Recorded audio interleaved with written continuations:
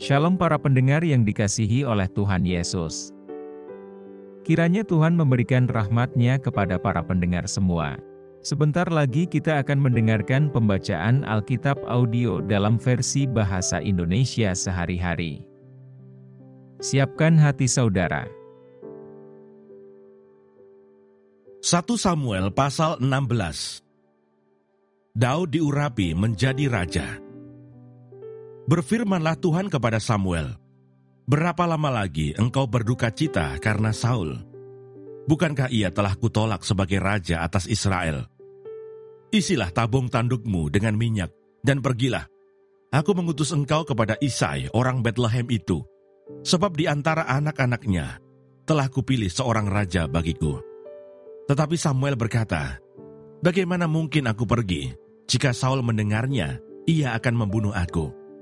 Firman Tuhan, "Bawalah seekor lembu muda, dan katakan, aku datang untuk mempersembahkan korban kepada Tuhan.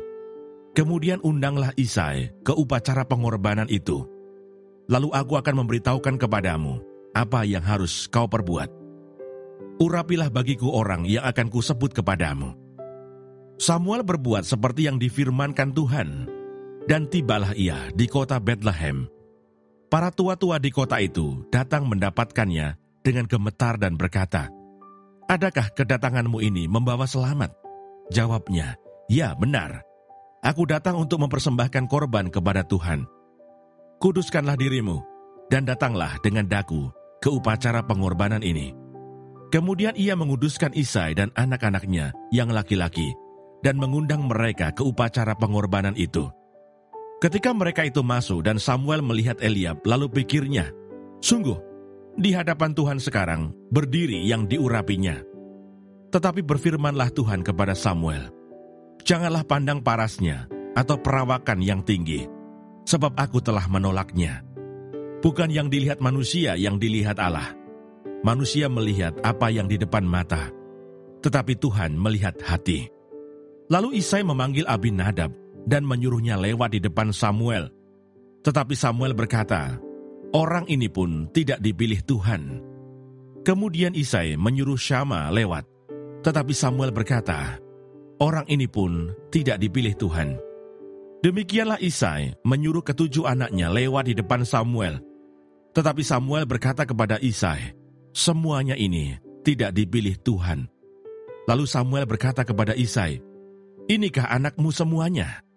Jawabnya, "Masih tinggal yang bungsu, tetapi sedang menggembalakan kambing domba." Kata Samuel kepada Isai, "Suruhlah memanggil dia, sebab kita tidak akan duduk makan sebelum ia datang kemari." Kemudian disuruhnyalah menjemput dia. Ia kemerah-merahan, matanya indah, dan parasnya elok.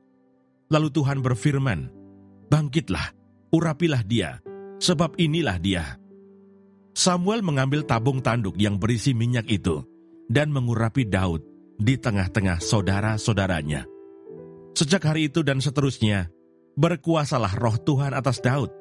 Lalu berangkatlah Samuel menuju Rama. Daud di istana Saul. Tetapi roh Tuhan telah mundur daripada Saul, dan sekarang ia diganggu oleh roh jahat yang daripada Tuhan. Lalu berkatalah hamba-hamba Saul kepadanya, "Ketahuilah, roh jahat yang daripada Allah mengganggu engkau. Baiklah tuanku menitahkan hamba-hambamu yang di depanmu ini, mencari seorang yang pandai main kecapi.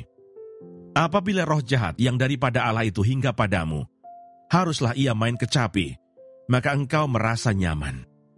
Berkatalah Saul kepada hamba-hambanya itu, "Carilah bagiku seorang yang dapat main kecapi dengan baik, dan bawalah dia kepadaku." Lalu jawab salah seorang hamba itu, katanya, "Sesungguhnya aku telah melihat salah seorang anak laki-laki Isai, orang Betlehem itu, yang pandai main kecapi. Ia seorang pahlawan yang gagah perkasa, seorang prajurit yang pandai bicara, elok perawakannya, dan Tuhan menyertai dia."